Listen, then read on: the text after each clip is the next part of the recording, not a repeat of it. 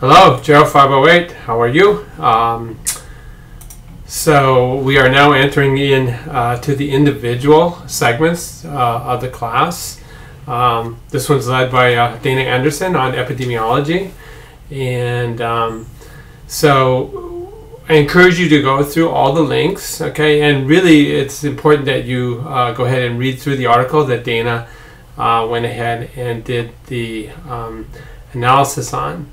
So epidemiology is a super important field, and at the very bottom of the lecture you see I provide two different links demonstrating the career opportunities for epidemiologists. And the bottom line with epidemiology, it's being able to acquire data, and then once you acquire the data, to interpret it in a scientific way so that it has some kind of meaning, and then that will then move the standard of care.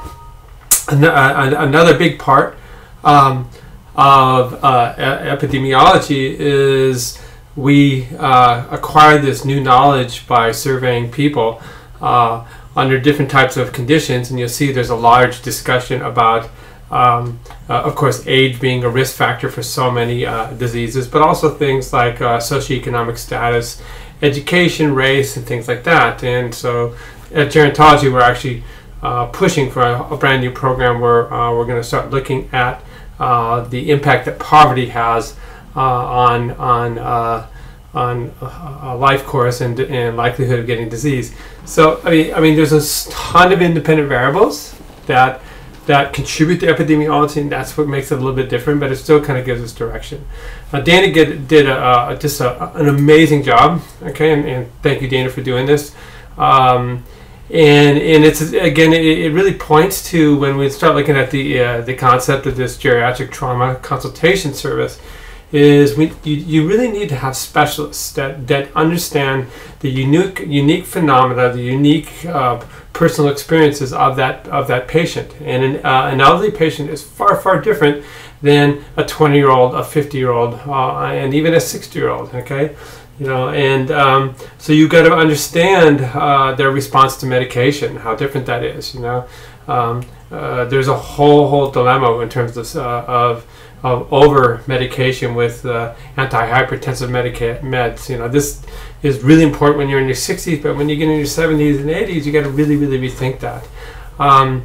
You know, the case that Dana brings up of delirium, this is huge. You know, the acute confusional state, you know, and being able to work through and understand whether or not the person has dementia or delirium, and in either case, how to handle them. And this is why we need specialists. Okay, later on we'll begin a discussion about cancers, and if you have one form of cancer, you don't want an MHMO doctor who sees 50 types of different cancer. You want somebody that will specialize in colorectal cancer, or one that will specialize in lymphoma or leukemia, whatever it is. Okay, and so that's the kind of the take-home message on this. So so this is a great start for the epidemiology lecture, and do sift through the age works. It gives you lots of background on this, and dive in there and show Dana your love,